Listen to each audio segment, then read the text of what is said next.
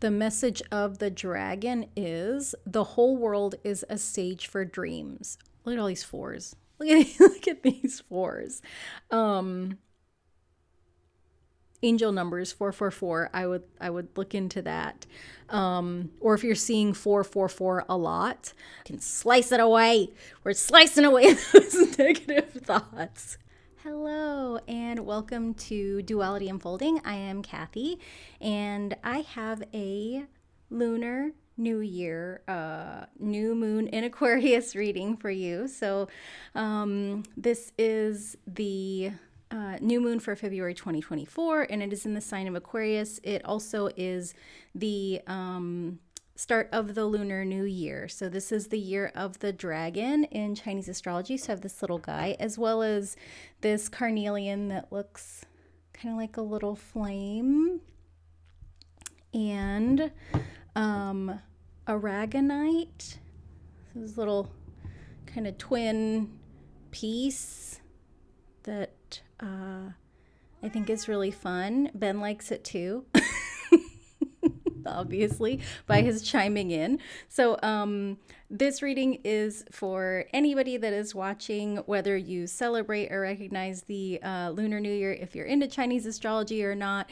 It doesn't matter if you're an Aquarius. If you enjoy pick-a-card readings, you are interested in what new beginnings might be happening for you, or that you're being kind of invited to step into. This new moon, like every new moon, is the beginning of a new lunar cycle. So it's inherently, energetically, a time of new beginnings. Because it's in Aquarius, it's bringing a little bit of kind of unexpectedness about it. Maybe you're going to be starting something new that is a new beginning even for you. Maybe something that you have thought about for a while and you weren't really sure if you were ready for it, and it's been brought to you and you're just kind of stepping forward with the energy.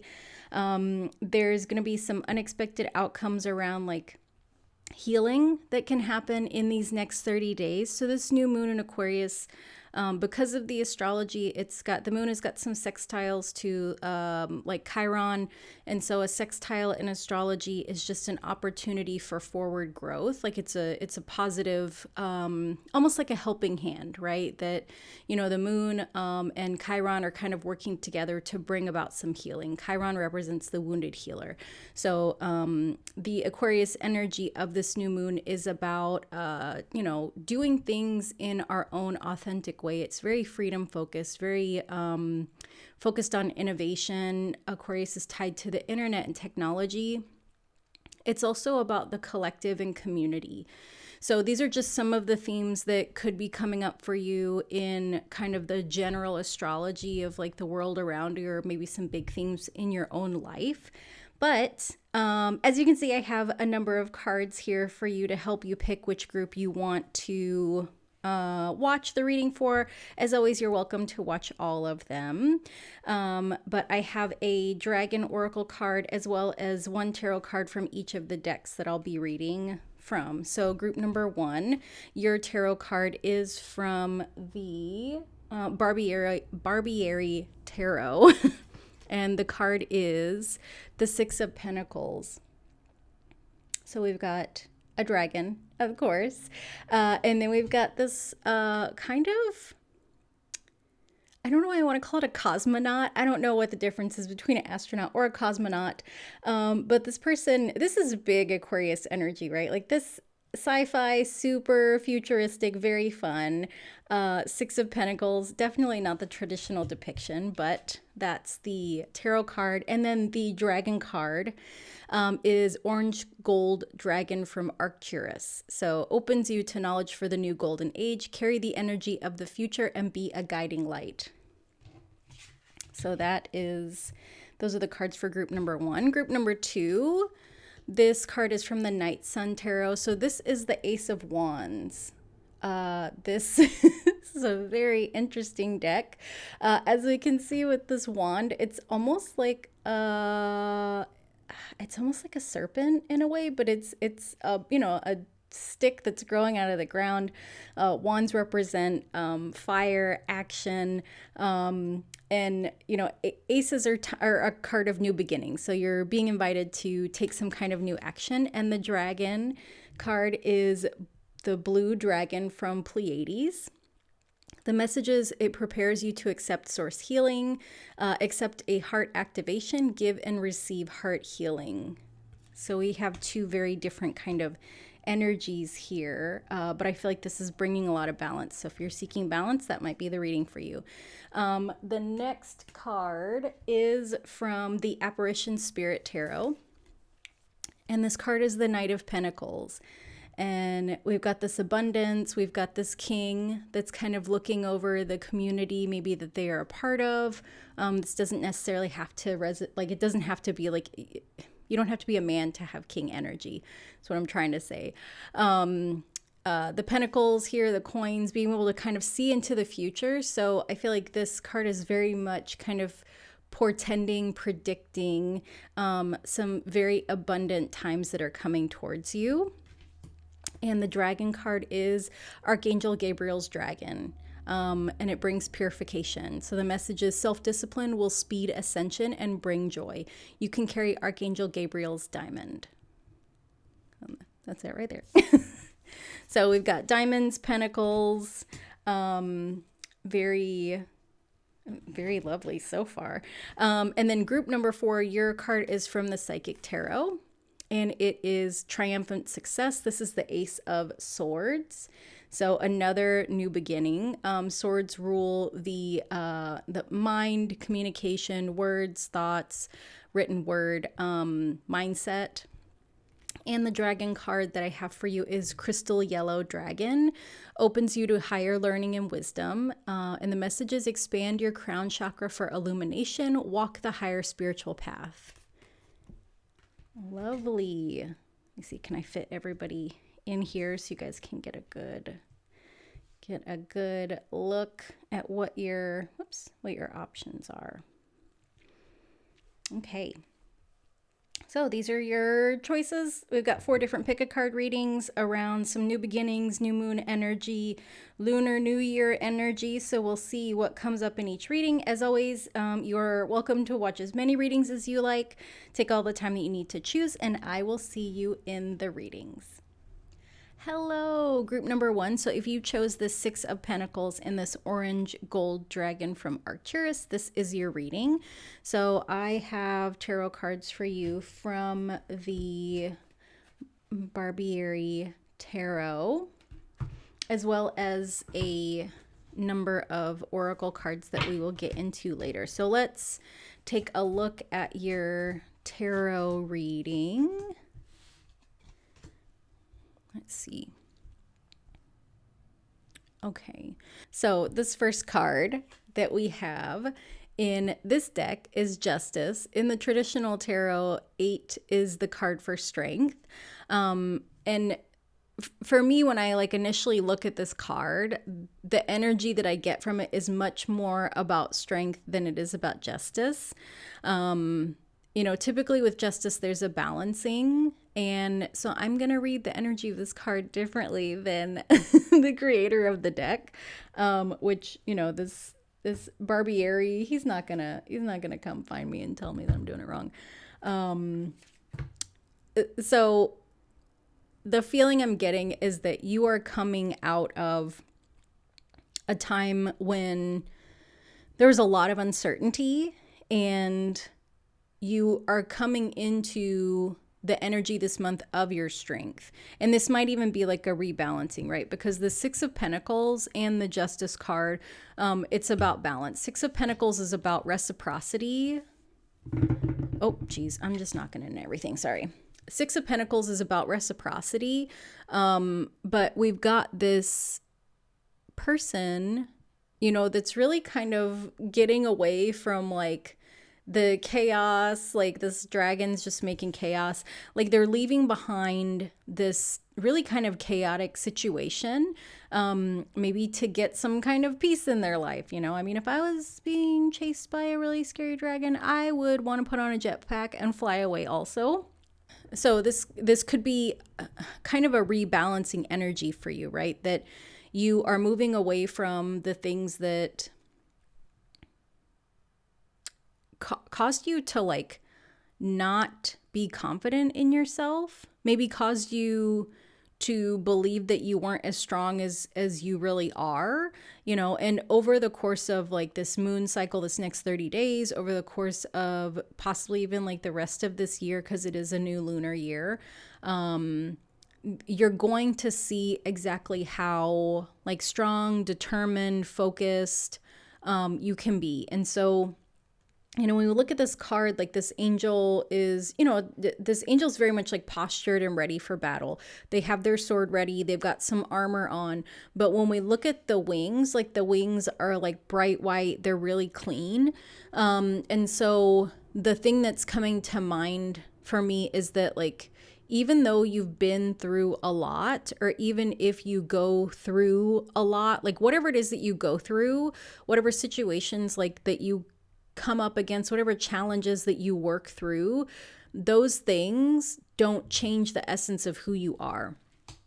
So it's almost like it doesn't matter how many like battles you get into, it doesn't matter how difficult things are, those challenges don't change the essence of you. And so I guess what I'm trying to say is like that saying that like hurt people hurt other people, like that you don't allow that to be you. You don't allow the hard things that you go through to harden you as a person. That like your essence, your energy, it always stays really pure. You're always focused on like what it is that you came here to be, which is a guiding light. And that like if the lantern that we carry gets really dirty and it gets damaged and broken, like it's hard for us to use it, right? Like if the lenses of your lantern get like all covered in like dust and dirt, the light can't shine through it. And so like this message to be the guiding light, I feel like is really reflected here in these wings, right? That like whatever happens, like your focus is for your light to stay pure, is for your light to be able to be seen. And if you allow for the hurtful situations that happen, the difficult lessons you go through, if you allow those things to like taint your light, to darken your light, then people can't find you. So I feel like that's kind of the focus of this reading. And so the thing that maybe others aren't aware of, or that like you aren't necessarily aware of, maybe something that's kind of, it almost feels like something that you don't really talk about very often, and it's this Devil card. We've got this dragon with like human hands and kind of this skull in the top of the head. The death card can be, it's about temptation, but it feels like this is the inner critic, right? That like we all have kind of this negative voice inside of us that like it takes time for us to learn that like when it talks to us, when we have that negative self-talk, like that's not the truth about who we are. That's not necessarily even the truth about the situations that we're experiencing. Sometimes this devil, this like inner critic inside of us can be the voice of someone else. And so I feel like as you're going through this next month, this next year, you're going to become more and more aware that there are things that your inner critic will kind of play back in your mind that are not things that you believe about yourself. They're things that people have said that have kind of, it's almost like these, when we look at these nails, it's almost like these words, these really kind of shitty things that people said to you, get hooked into your thought process. They get hooked into your brain, and they kind of just, it's almost like this sounds really gross. It's almost like a parasite, right? Like these negative things that people have said, they hook in and they start to feed off of your energy, and they just kind of replay in your mind, and like your brain ruminates on it. And what you're learning over the course of this next month, and especially this next year, is how to like recognize them right when they start, and like how to kind of flip them in a way. Like it makes me think of how sorry, this is kind of gross. Like if you have a pet and they have a tick, that, you know, you have to like figure out how to get the tick out. Like you can't just rip it off, because the head will get stuck in their skin and then it creates like an infection. So you essentially have to get like a match, you know, and you light the match and you put it out, and then you put it on the tick's body so it pulls itself out, and then you have to rip it away so it doesn't burrow its head back in. And so it's almost like this is what you're doing, that you're taking this kind of sword of your strength, like sword of your intentions, you maybe even your words, right? You might start talking to this part of yourself, like when it starts to play whatever it is that like is it's almost like that shadow part of you, right? Like for me, like my shadow stuff is that I'm not good enough, that actually I'll never be good enough. Like there's nothing that I can do to be good enough. And so, you know, what you will learn to do is like when that not good enough comes up, what you're going to do is you're going to get your sword ready, but you're going to use your words to say, nope, that's not, that didn't come from me. That came from this person, you know, and that like you don't have dominion over my life. Like you don't have authority over me anymore. And actually you saying that about me is just you projecting your stuff onto me. And I refuse it. I don't want it. I rebuke it. I deny it. That is not for me. And so you saying or thinking those things is almost like the match that you're taking to the body of this tick, so it can like kind of detach from you, can slice it away. We're slicing away those negative thoughts. You know, because I think that like we all have that like inner critic. We all have that negative self-talk. We all have that shitty thing that somebody said to us that like just we can't seem to like get rid of it, you know, and that like in the worst times it kind of comes back up, or it feels like it's that thing that like people are going to find out. Like people are going to find out that I'm not good enough, and then they're going to call me out on it. And so what you're going through the course of like this next, you know, new moon cycle is really becoming aware of that when it comes up. And over the course of, and over the course of this next year, like you're going to be cutting away the layers of that, right? Because this is deep stuff. Like the shadow stuff that we have is really kind of deep stuff, and it takes time, you know, but I would encourage you that like each time it comes up and each time you catch it, to really like honor yourself and reward yourself, that like look at how much I'm growing, look how much I'm changing, look how much faster I'm catching on to this BS. The thing that you're aware of around it is that it really drains your energy, right? That when that negative self-talk comes up, it really like it does this huge disservice to you. Like it almost like tanks your energy. Because when we look at these two cards, like this card is very vibrant. Even this one, like there's really bright colors. And then this card, like the color's getting all washed away. It's getting pulled out. Like we can see almost like the energy is getting pulled out of, you know, her being, her essence. And so like you're ready for this change to happen. Like you're ready to start cutting away the things that are not for your best, highest good, because you're tired of having to almost rebuild, right? That each time you have something happen, whether it's an interaction with someone that kind of matches the tone of that shadow stuff that you're working on, that like a person that really kind of aligns with your inner critic that comes in your life, or just says things, or you have an interaction that very much feels like this, like it drains you. And it doesn't just drain you like oh gosh, like I got to take 5 minutes alone and, just kind of listen to my favorite song or do whatever kind of small things. Like it's gotten to the point where like it tanks you, like it will put you at a deficit, because when you're having these interactions, they're really, really big. It's not like to go back to like the example of my not good enough thing. It's not like having one person tell you like, well, you're never going to be good enough. Like somebody can reply to this video and be like, you're a garbage tarot reader and you're never going to be good enough. And I can be like, okay, cool. For someone that knows me really well, like let's say that, I don't know, like let's say I did a tarot card reading for like someone that I have been friends with for like decades.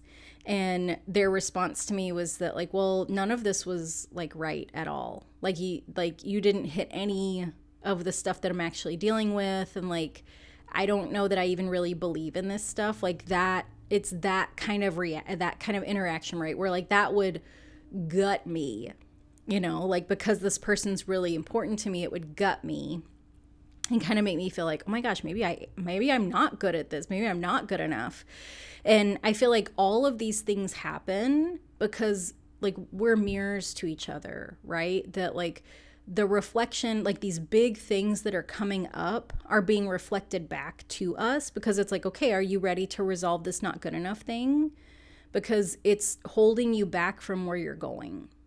Like, are you ready to really look at like, even though these people like know me, and they're really close to me, like, is that accurate? Like, do I believe that about myself? Do I believe that, one person's disbelief about something that I really enjoy equals hard, like, truth that I am not good enough? Like, no, there's tons of other things that I'm good enough for. There's tons of other people that I've done readings for that, like, they felt like it was good enough or it was spot on, or, like, I think that sometimes when we have these kind of negative interactions or we have this negative self-talk stuff come up, it's one single instance and it can be really powerful and it can hurt a lot. And yes, it can drain our energy, but is one single situation enough to trump everything else? And it's not. What it's doing is it's calling you, to look at this. Like, are you ready to take your sword and slay this dragon? Is really like what the focus of this reading is for you. Like, are you ready to like stop allowing situations and people to like drain your energy? Like, and you might have energy vampires around you. Like, I think that there are people that like to stir stuff up because that gives them energy. Like that little, I had a friend, she used to call it hooked on chaos.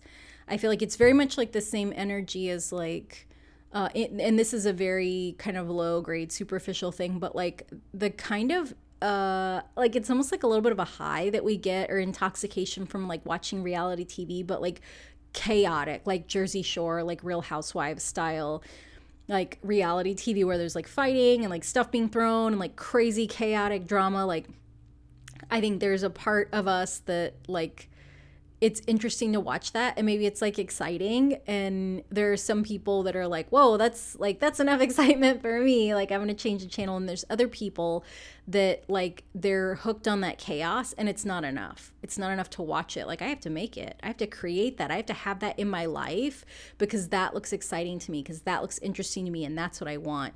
So you might have a lot of people around you that are like that, and you might be getting to the point where you're like, you are getting the point where it's like, okay, I'm done. And like the resolution for how to move away from this is this Temperance card. And so we've got very opposite energies, right? Like this is very like fiery, kind of fire earth. This is very much like air water. So very much like very opposites, right? Like this feels heavy, right? Like a rock. Like this feels like a really heavy rock, like this devil energy.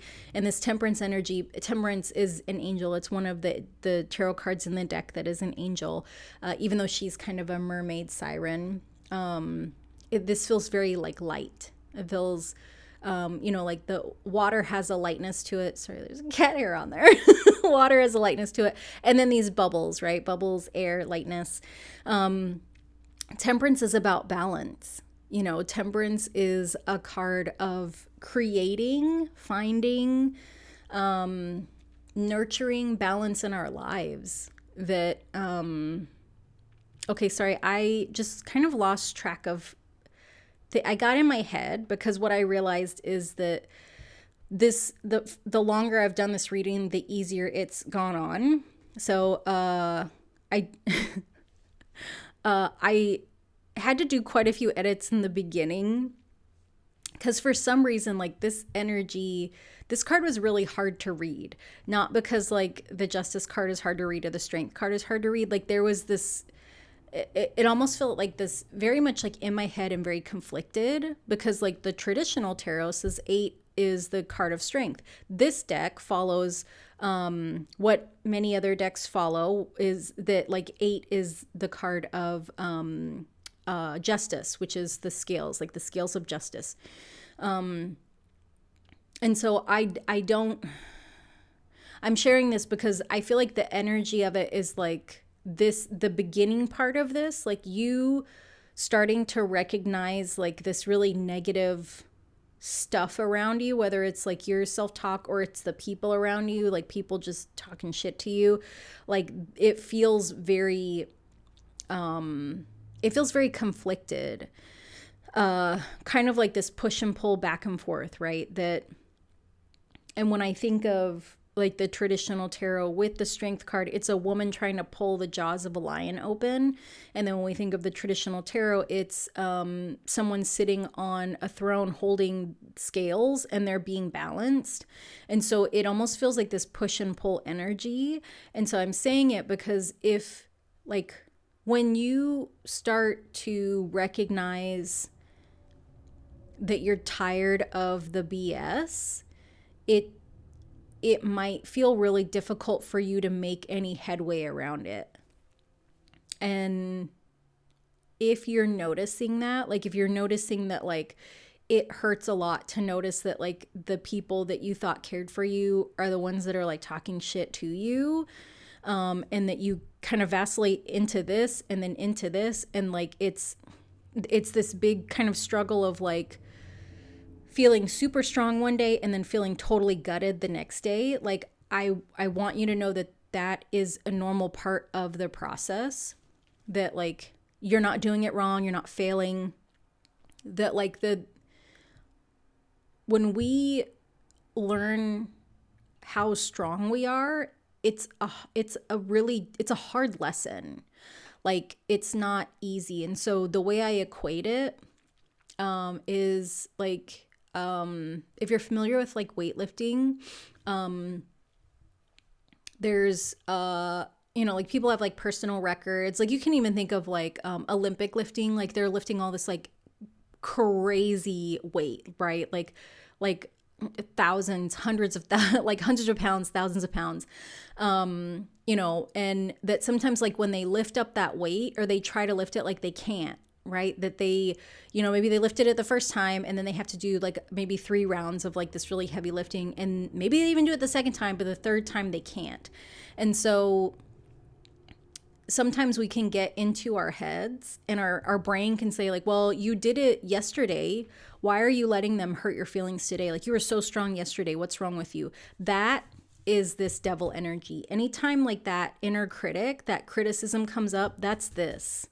And like this kind of dark part of our ego, this inner critic, it's always there. It lives in our head with us, and there's not any way to to like kill it off, right? Which is really graphic, like a really graphic thing to say, but it's a part of it. Like it's a part of us, because we can't erase our memories. Like even if you don't have a prominent inner critic, like every human being that I feel like has made it on this earth at least 18 years has had some situation or has had somebody say something that it has gotten stuck in their brains that feeds this inner critic. It's like this inner critic dialogue. And so the days that you're really strong and then you feel really weak the next day, and this inner critic comes up, it might feel like part of you. And so like I was saying, we can't get rid of the inner critic. What we can do is become very aware of it. And we do that by contrast, which takes us back to this Temperance card. Temperance is the energy of like learning through contrast. So we learn what hot is in comparison to what cold is. We learn what tenderness is in contrast to what roughness is. And so what you're learning is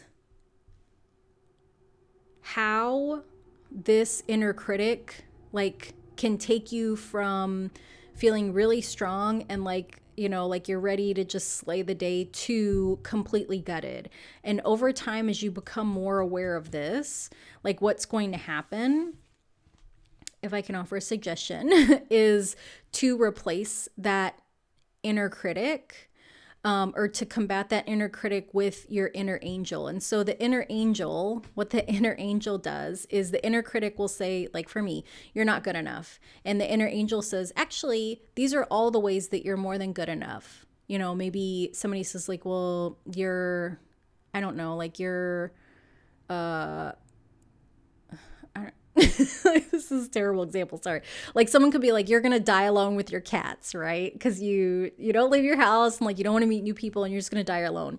And the inner critic, that's the inner critic. The inner angel is gonna say, actually, like just because you don't have really close friends where you live and it feels like you're alone, you have friends in many other parts of the country that like just love you dearly and you've been friends with them for decades. And so that's not really true. And so over time, as you're learning the contrast of going from this to this and how detrimental this is for you, I would encourage you, like I said earlier, to take stock of like when you recognize this, and even when you recognize that it's gutted you, right? Because there's something to learn in all of that. Like the days that this happens and you're like, wow, that really took me out. What was it? What was it that brought me here? Like, what was it? Was it a word they said? Was it who it came from? Was it how it was said? And like allowing that to just be data that you collect, right? And just, that I'm not saying don't feel the feelings around it, but when you get to a place where like you are feeling a little bit stronger and you can look at this situation and just ask like, okay, what was it? And it's like, oh, I wasn't prepared to see, I wasn't expecting that someone that I was so close to could be that cruel to me. Oof. Or maybe it's like, I did not get enough sleep last night and I know that I need a lot of sleep. And so it's okay that this hit me a little bit harder because I'm a little sensitive when I don't get enough sleep, or I'm really cranky and,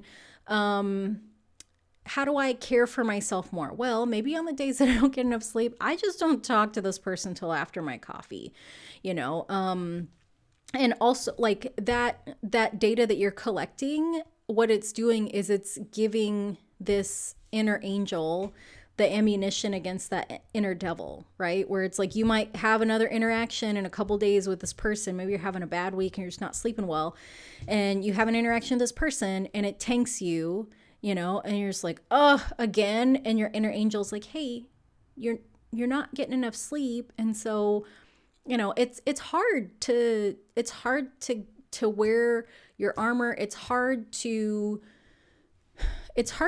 battle against this chaos when you're not rested enough. And like, just fuck them. And like, let's take a nap. Right. So I feel like this inner angel, this temperance angel, is the understanding why this stuff is happening, because it's almost like a breaking point thing, right? Where it's like everybody has their breaking point around like anything. And I think people call it different things. I call it a breaking point. So like, let's say I feel like fitness or like maybe weight is a really easy one, because like you know, we as human beings, we love comfort, and like I love pizza.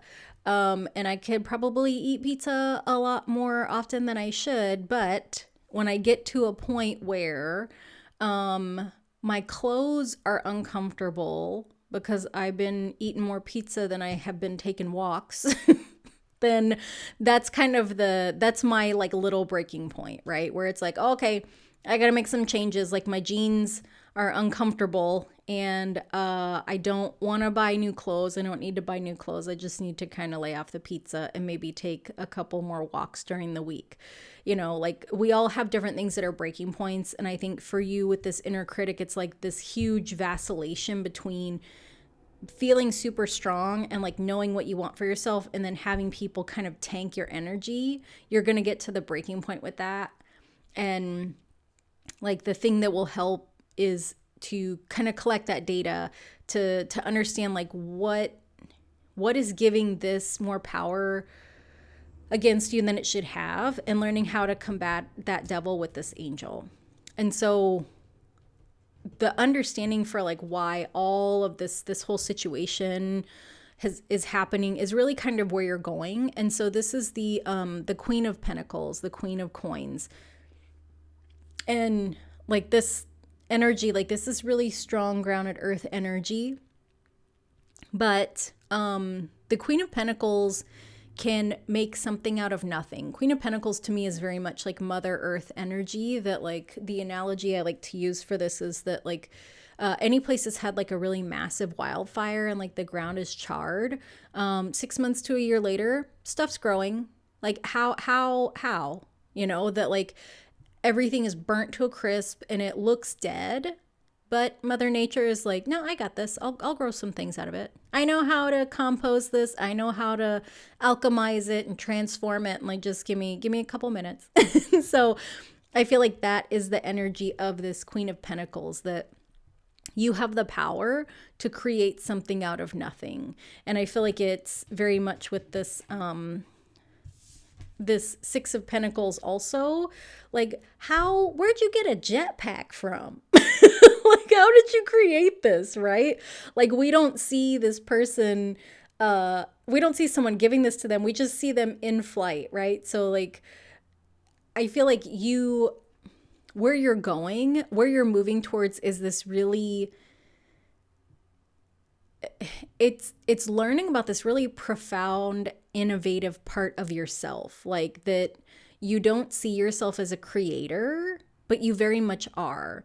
You know, that you can create something out of what appears to other people like nothing. And you can create these things that like, it really kind of leaves people baffled. Like, well, how did group number one do that? How did they do that? Like they shouldn't know how to, you can't do that. How did you do that? You know, and that's where you're going. That's where you're moving to. Like, that's what your kind of power, that's what your superpower is. You know, that like months, years down the road, when you share this story of how you overcame this internal devil, you know, with an internal angel, people are going to look at you and they're not going to believe that, you know, that you were able to create the kind of life that you have, that you're able to create the legacy that you have, that you're able to just be who you are after they learn about like this whole thing, you know? And so in the times that you're here and it's really heavy and it's really hard, you know, you have angels all around you that want to support you. You got this little, you know, you got this little dragon here. We're going to pull the other cards. There's another dragon card, but you, even in the times that you are not able to innately see that you can create the life and the universe and the world that you want for yourself, you have higher guidance that you can lean on to like help support you, to kind of help you see it, right? Even if it's just like that very next step. So group number one, this has been the tarot portion of the reading. And so let's get into these oracle cards. So I think what I want to do is, I think I'm going to kind of move some of these cards around a little bit. because we're looking at the future focus, right? Like we're getting to the part where where you know, like your strength is helping you full steam ahead towards this Queen of Pentacles, and that your inner angel is, you know, is getting the work in on top of this, not on top of, ooh, that's a little graphic. That your inner angel is combating this inner devil. This is a G-rated, PG-rated with the language. The PG-rated reading. So the first card I have from you is, or have for you, is a Moonology Oracle card. And so the message is meditate and contemplate. I was going to say meditate and complicate. No, we don't want to complicate things. Meditate and contemplate. New moon in Pisces. So the next new moon will be in Pisces. So I feel like a lot of this is going to be over the next 30 days. Yeah. And then the healing mantra message I have for you is inspire others. What did we just talk about? What are we talking about? That like that's what you will be doing. You will be inspiring others because you are a guiding light. The healing mantra is I help others feel empowered by acknowledging their gifts. Yes. Yes, you do.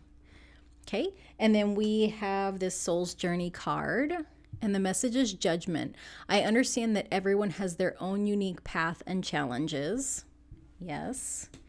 And that you can be gentle with yourself. Your next little dragon oracle card is the orange dragon. We've got 2 orange dragons. So bring soul families and communities together. Spread belonging, warmth, and oneness. Bring people everywhere together. Oh, I love that. That's like so kind. And, you know, maybe that's what you'll be doing. We talked about like this Queen of Pentacles, Mother Earth energy, community, you know, family, soul families and communities. So I feel like this is probably the longer term, like where you're going. Next is this. I have 2 Barbieri cards. This is an astrology card. The next one is Chinese astrology. So the astrology card is Libra. Again, the balance. This was the Justice card / Strength card, which is about balance. 6 of Pentacles is about reciprocity and balance. This feels like this feels very much like the energy of these 2 oppositions, right? Very strong and like very kind of wounded, affected, like we're trying to balance that. And then also this devil angel energy, like bringing balance. So this temperance angel, like I talked about, is about integrating, balancing things. And so I feel like this, you know, maybe this over the course of this month, like this is going to be really big kind of balancing energy for you're in a time when you're coming to create big balance in your life. Okay, oops. And then the next card that I have is from the Chinese Oracle, and it's the dog. And these, let me see, where can I scoot everybody over? Excuse me. Okay, so I'm going to read the message. There are 2 different colors, like the yin is black, the yang is white. Okay, so the year of the dog is 2018, 2006, 1994, 82, 70, 58. And then let's see what the message is. Why am I struggling? Okay, so yang meanings. Dogs. Let's see. The sentence is a reliable, solid backing, just like this little dog behind this person. alien energy person. Keywords are loyal, cooperative, dedicated, persistent, friendly. Regardless of how day and night alternate, how time passes by, the dog always stands behind the fairy. Oh, it's a fairy, which is like an angel. As a company and backer to the fairy forever. Okay, so I feel like this is very much like what we talked about earlier, where it's like you have angels and guides around you that are they're just there. They're just ready to be there for you. Like they're always there whether you acknowledge them or not, which means if they're always there, then you can call on them anytime you need. So the yang meaning is faithful, reliable, helpful, determined, persevere, share, wait, and then the strength of perseverance can beat time. So I feel like this kind of last message is really that you are so much stronger than you think that you are, and that you have so much support around you. That, you know, when we look at, you know, this card is about family. This card, she's got, you know, these kind of creatures creating balance. There's two fish here. You know, it's almost like the reading started out very kind of solitary, and then the angels came in, you know, and you've got all this support around you. You help others feel empowered by acknowledging their gifts. Like you're really calling in as you learn how to combat that inner critic, and you grow into this creator of, you know, you're creating community, like, because communities grow out of nothing, right? A community can be two people, but it starts with like just one person, and then you have one more person, and like that's the start of your community, and then another one and another one. So I feel like you have an unseen community around you of like angels and fairies and, you know, dragons and little energetic baby dogs. Who doesn't want a puppy for a spirit guide? You have all of this energy around you. So in the times that, you know, it feels like you're struggling to feel strong, you can call on your angels and your dragons to support you, but you're moving towards a really big change over the course of this year, you know, and that this month is the start of a new beginning for you. And I hope that, you know, as you move through like some of these like harder energies, that you can just give yourself a little bit of like compassion, you know, and grace, and understanding that like you're dealing with some unique challenges, and that like you have those angels and guides around you for when that inner critic becomes too judgmental or like too harsh, or you just need a little bit of extra support, you know, or you just want to feel kind of like a hug, or, you know, just that you're not alone. So group number 1, this has been your new moon Lunar New Year reading. So I hope that you enjoyed it. If you did enjoy the reading, please give me a like and subscribe, as well as leave a comment to let me know, you know, which reading that you watched and like what part of it resonated for you. If there was like a favorite card, if you really like the dragons, if you're excited about your spirit guide puppy. And I just want to say thank you so much for watching, and I will see you next time. Bye.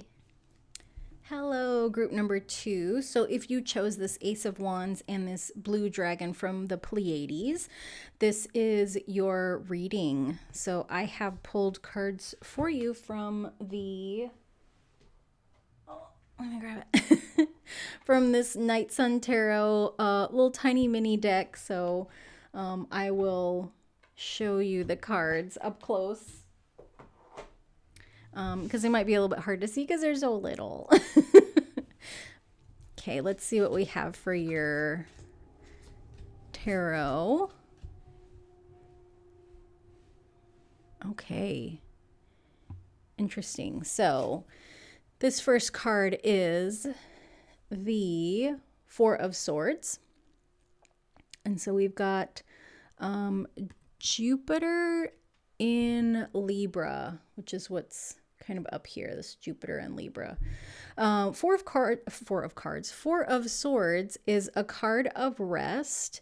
And this imagery is, the imagery of this card is like super peculiar, obviously. Like it's a little bit, it almost feels like there's some like AI generation, like AI elements to the deck, which is one of the reasons that I chose it for the reading, because it's very not conventional, and I feel like that really goes with the Aquarius energy. I don't know why I'm having such a hard time using the right words. I do think it's interesting because the last reading, Justice and Temperance, came up as well. It was just in a different order. We've got these are, so this, okay. Sorry, it's kind of, I'm like getting weirded out about how it's like a lot of the same energies, because Six of Pentacles was the choosing card. And then these two came up in the last reading. Okay. Let me focus. So Four of Swords is a card that has to do with like rest. It's almost like a small death, I guess, is the way, like the energy of the card, because in the traditional tarot, Four of Swords is someone that's like laying in a coffin.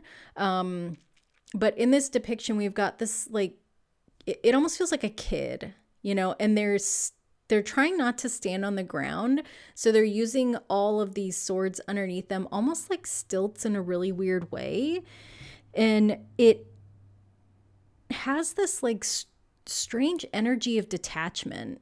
But it also feels very protective, because when we look at the ground, it's all like dirt, but they're hovering over this grass. So it's almost like they're trying to protect this little thing that they're growing. Or like maybe this is like their one little special spot in the world. This is so peculiar.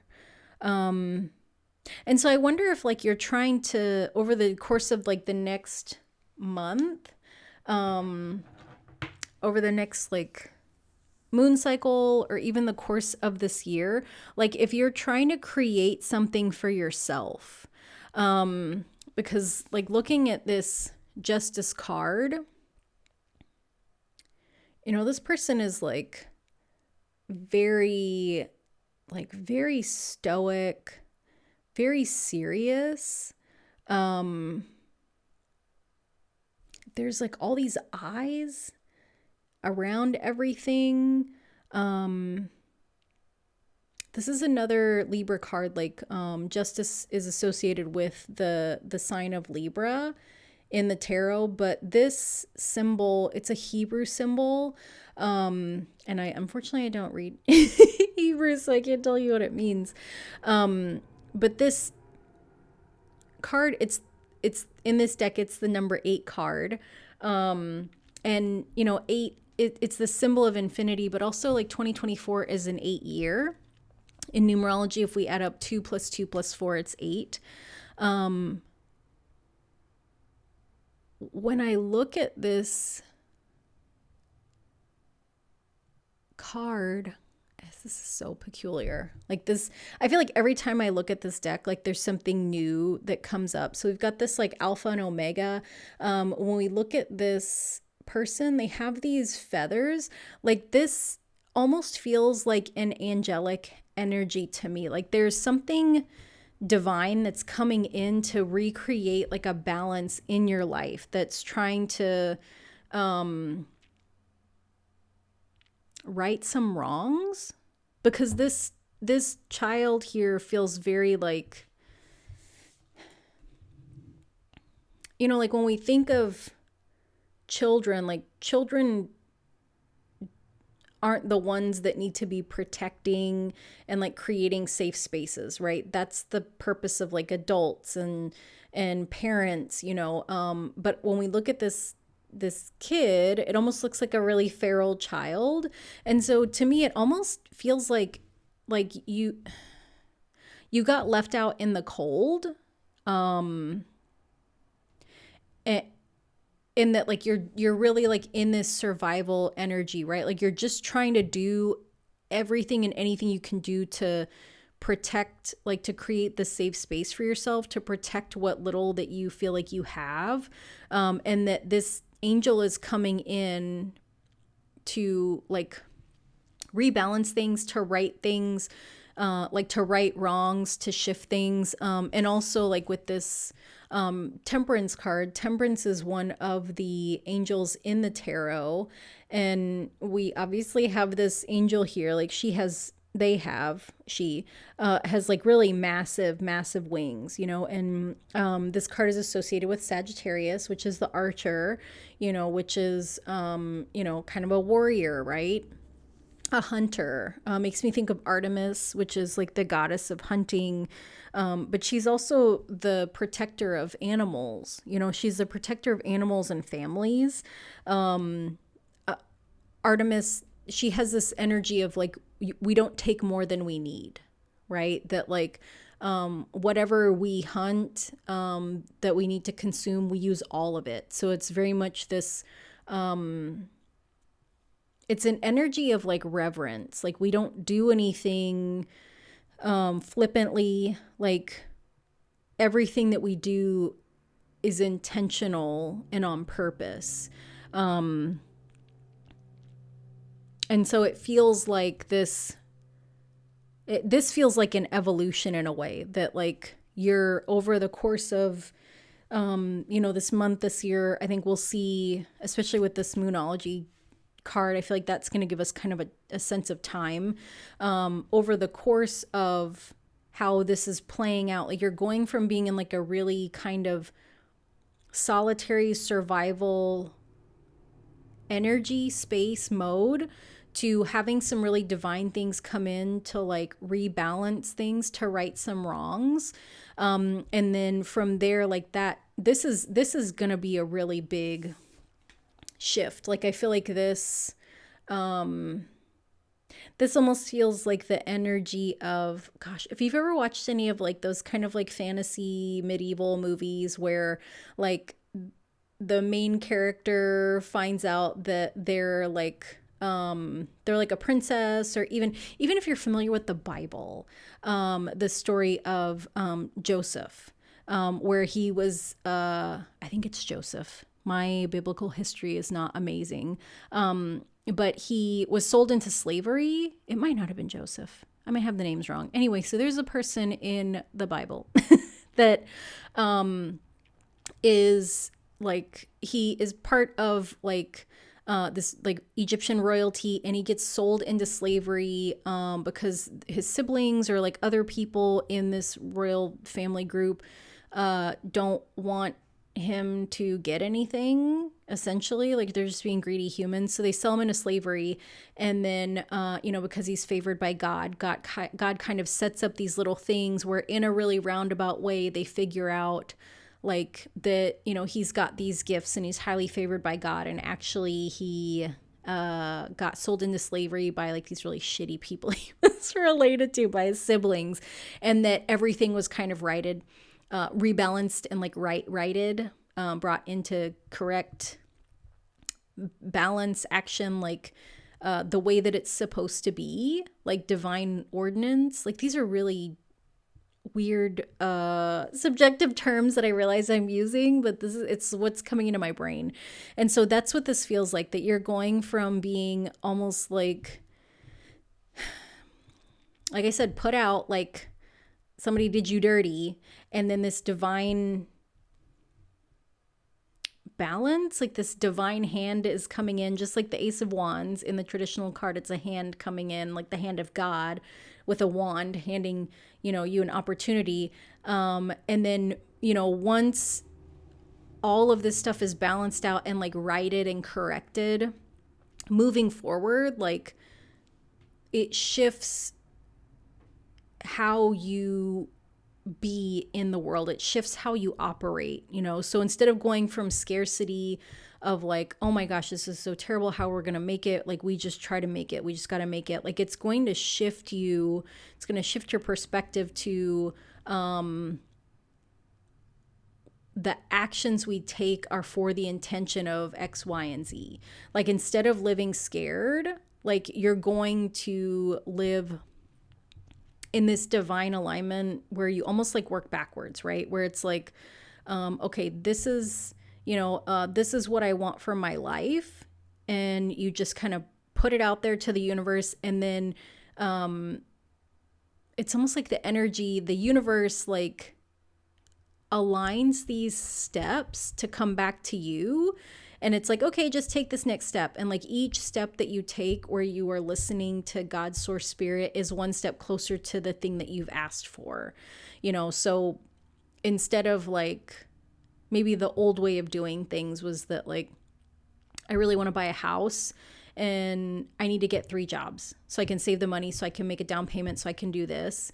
And, you know, once you go through this kind of divine awakening, I don't know what to, like, when this happens, you're going to know that it has happened.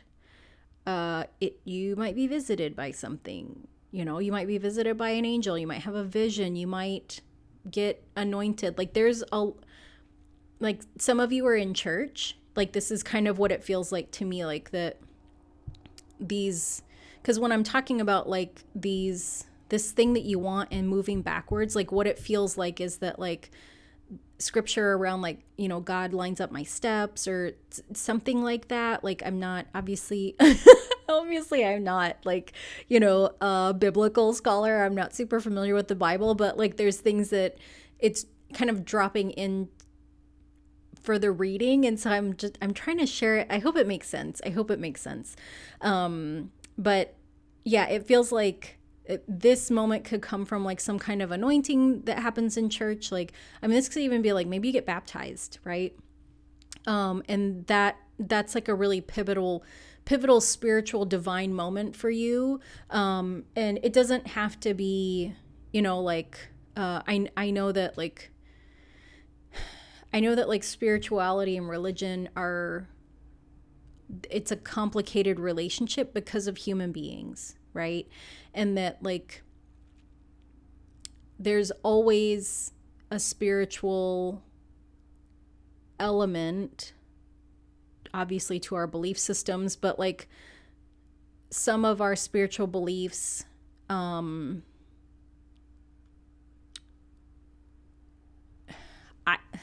I don't know how to say this because this might be a little bit offensive. This is hard. Not all religious people are spiritual and not all spiritual people are religious, but that doesn't mean that you can't have an intermingling of both, right? So, if you are someone that, you know, believes a certain religion, and that is a big part of your spiritual belief system, then I feel like that's beautiful. If you are someone that is spiritual that doesn't have a religious belief system, then I feel like that is beautiful as well. Like we're all trying to find out what works best for us. Like we're all trying to like line up with what feels in alignment for us. And I don't know why I needed to say all that. I think because I mentioned like church. So, yeah, take that for what you will. If you are someone that is in church and that is something fulfilling to you, great. If you are someone that has had some not great situations with church and that doesn't feel like what's in alignment for you, then like that's not a condition for you to receive this divine interaction. And maybe that wasn't needed. Maybe that's just my own stuff. So, yeah, but you know, you're going to go from this really kind of tough scarcity, like having a lot of things taken from you and like just trying to be in survival mode, to this really divine awakening moment. You're not going to miss it. Trust me. To living in a very different intentional way. And so the next card is this 3 of Swords.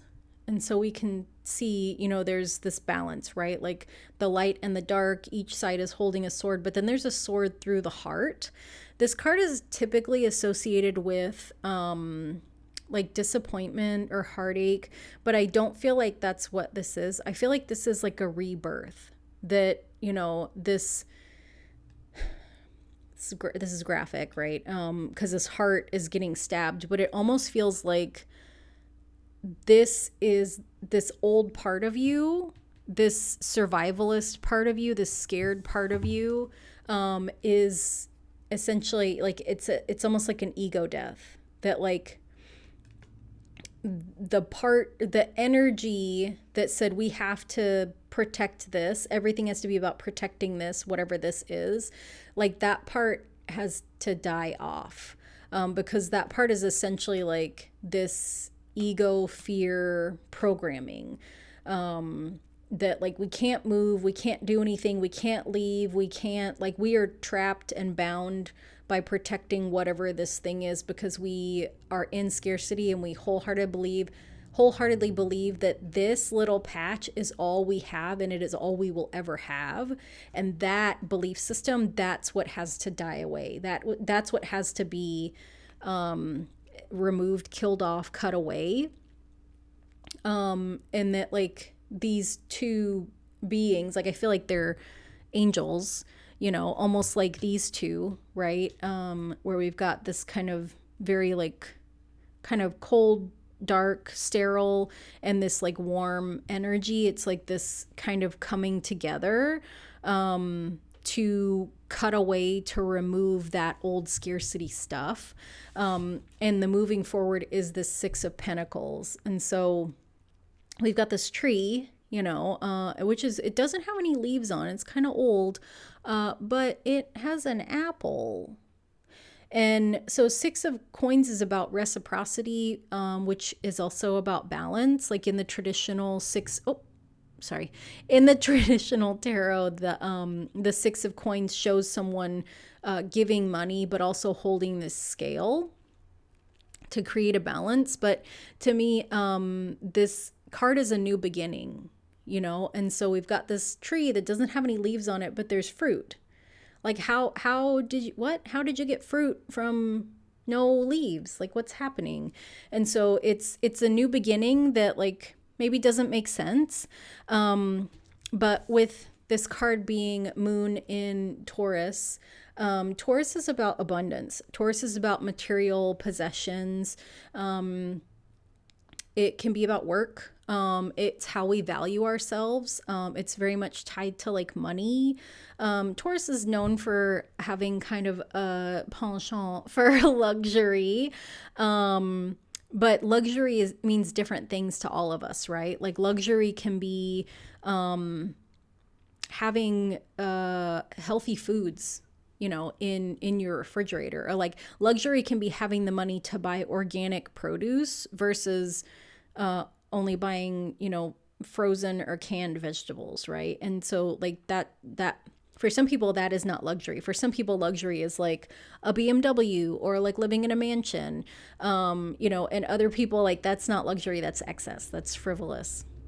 So when I say like, you know, Taurus is about luxury, like luxury is different for all of us, right? For you, luxury might be living with intention and no longer worrying that there's not enough. You know, luxury might be, oh, I only need one apple.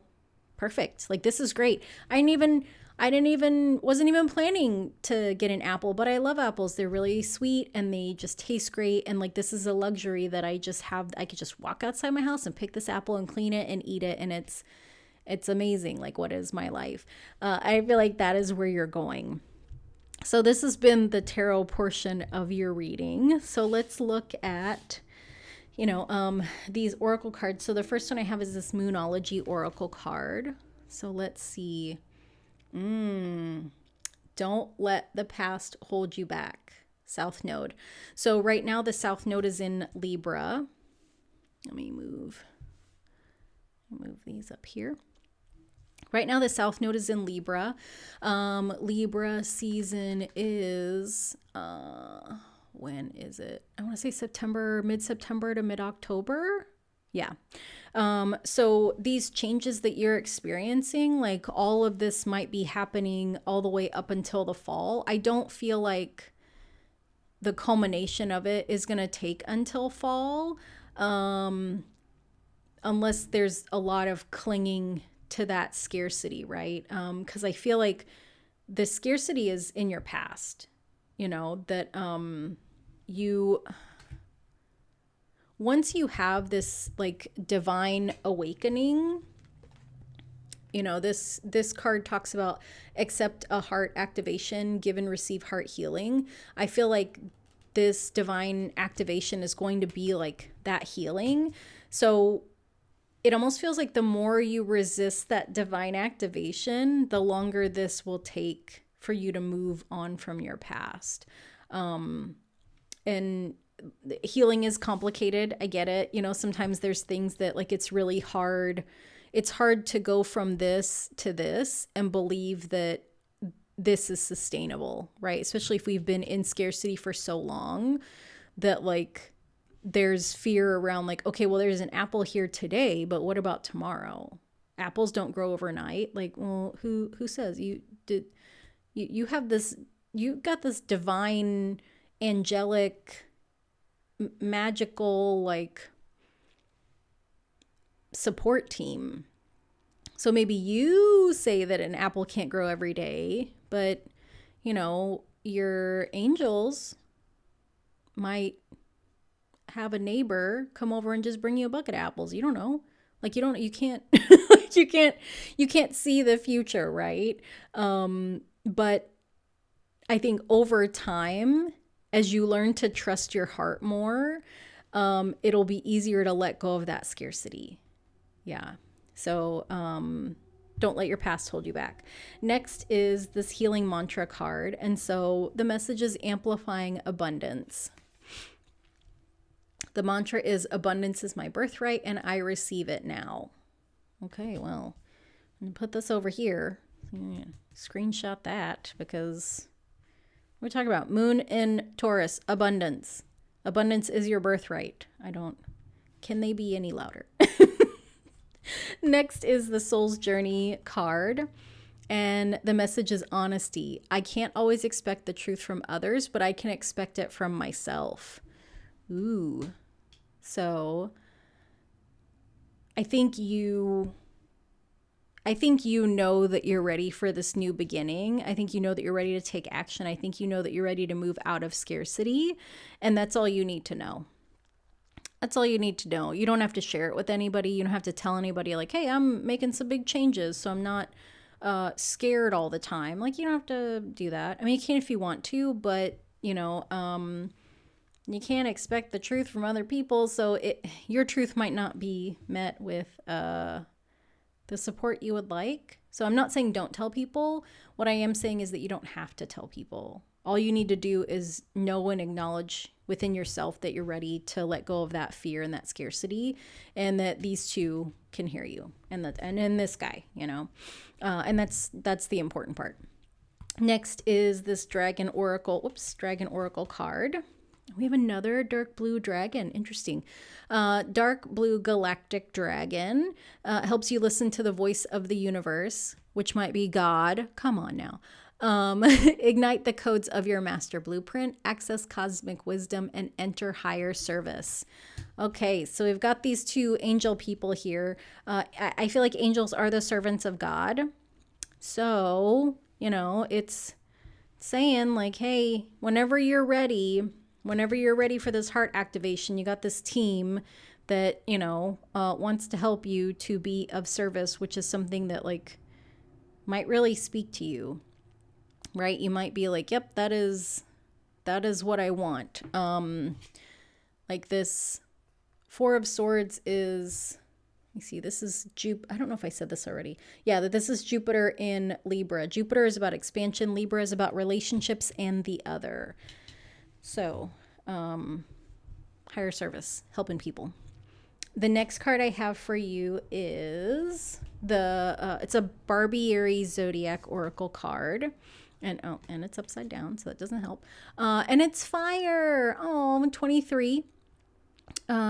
Reduces down to 5. 5 is the number of change. We had this Ace of Wands. Wands are fire. So I'm gonna put these little babies together. So look at this little.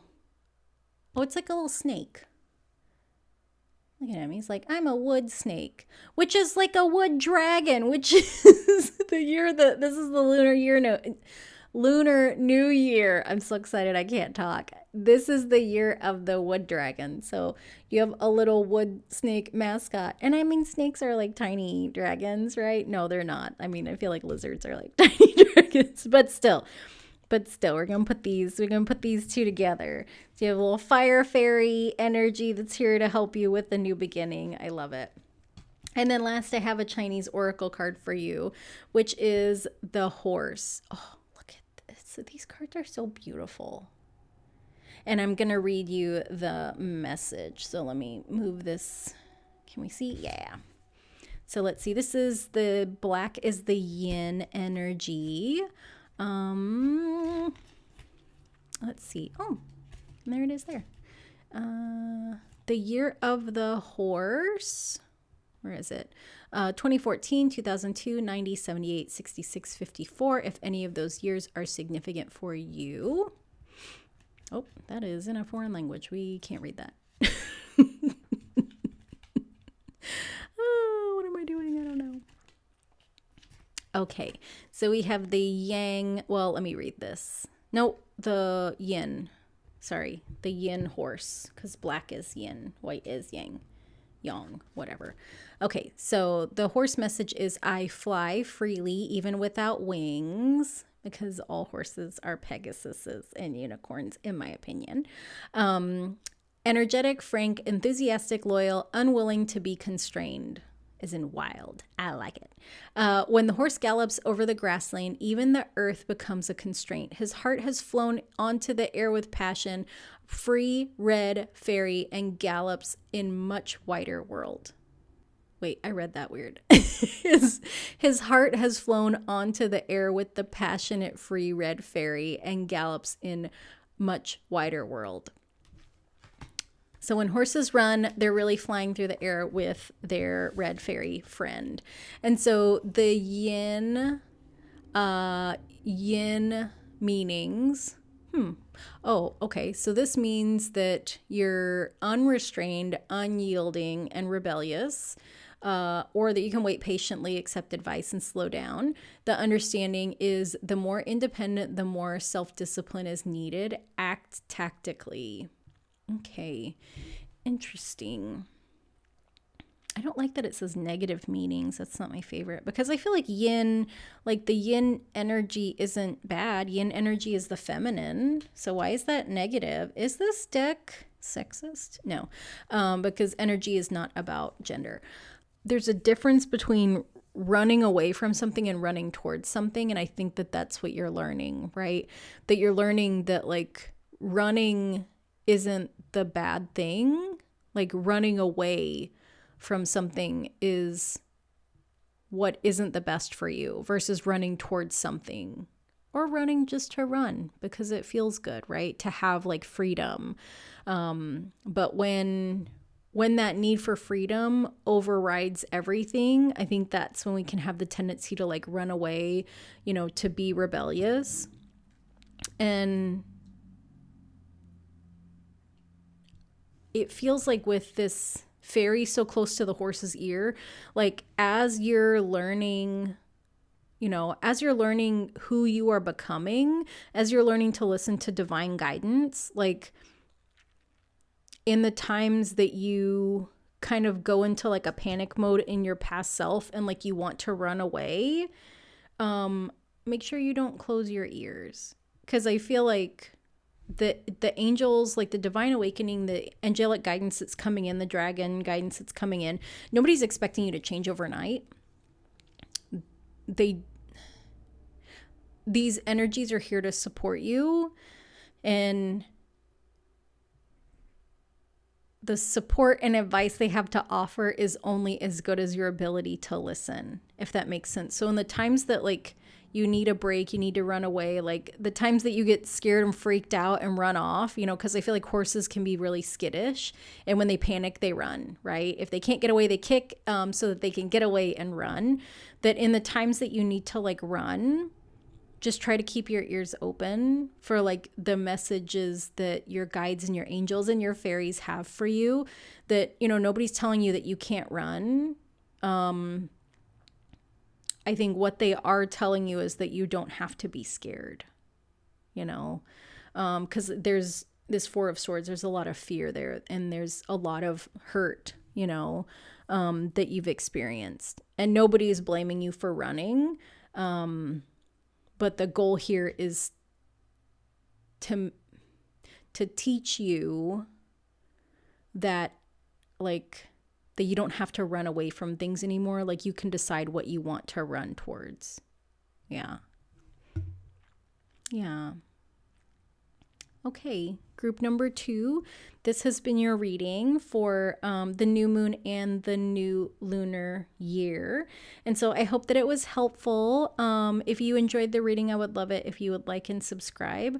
I'd also love if you left a comment to let me know which reading that you watched and if there was any part of this reading that you really resonated with.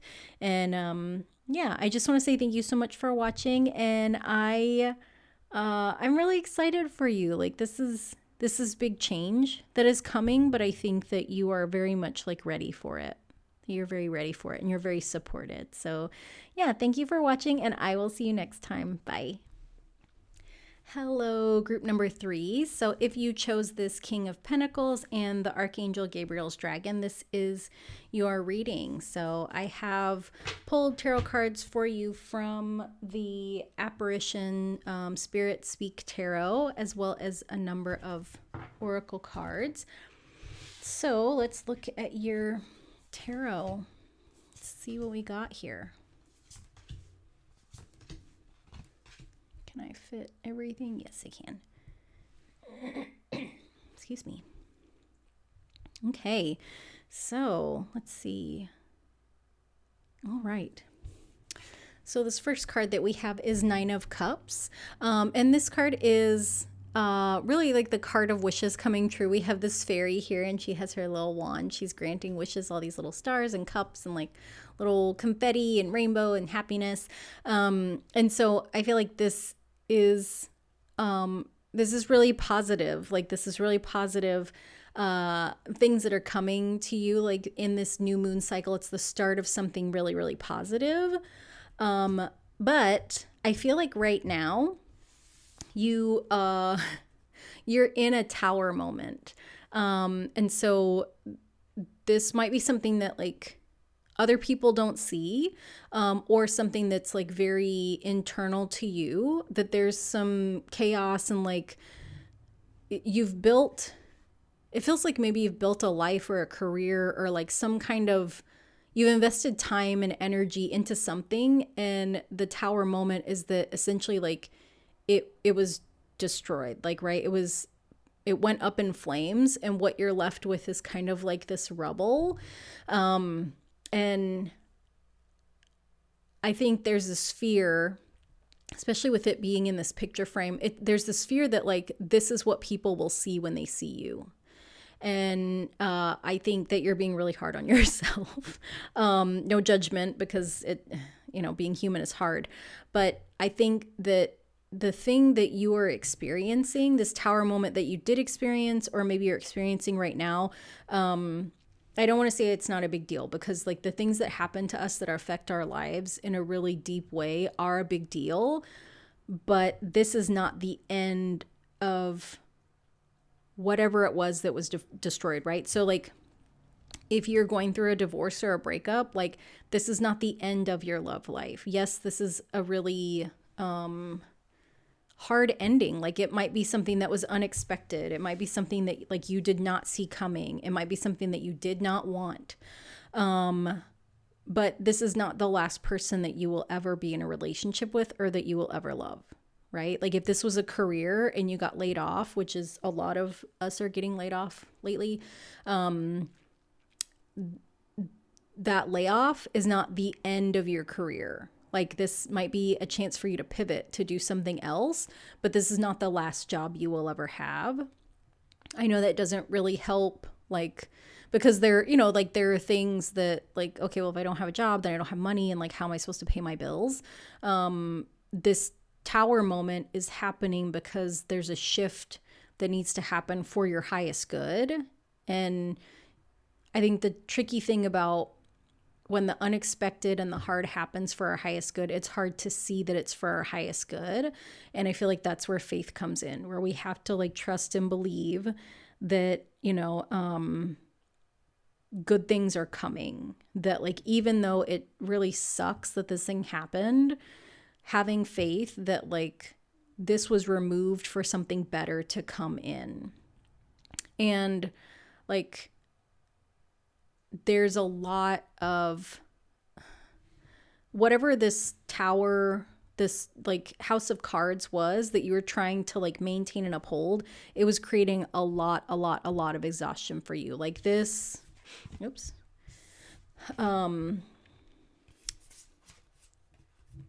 This house of cards, it was taking all of your time, energy, money to uphold it, right? That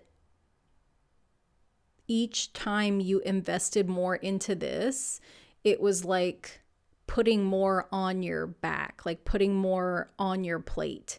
Like this was not sustainable. And I think a part of you knows that. And that doesn't change the fact that it hurt to lose it.